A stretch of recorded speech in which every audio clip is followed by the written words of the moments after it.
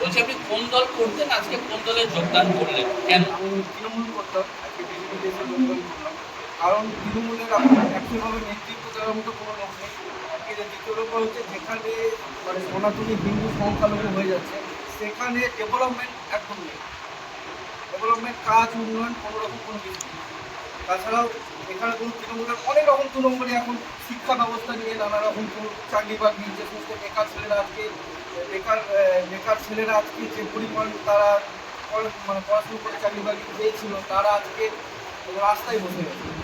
তো তাদের মানে নিয়ে কোনো রকম কোনো রকম স্টেপ নিচ্ছে না। দ্বিতীয় নম্বর হচ্ছে আপনার যেখানে সনাতনী হিন্দুদের উপর অত্যাচার হয়েছিল, সেখানে তৃণমূল কোনো রকমভাবে স্টেপ নেয়নি, এখনো পর্যন্ত সেই জায়গায় কোনো স্টেপ নিচ্ছে না।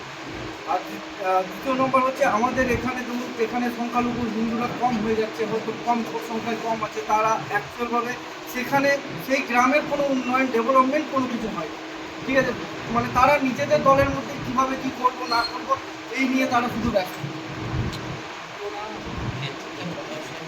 নেতৃত্বের অভাব আছে এখানে। এখানে আমাদের তৃণমূলের প্রথম কথা হচ্ছে নেতৃত্বের অভাব আছে। কেন নেতৃত্বের অভাব?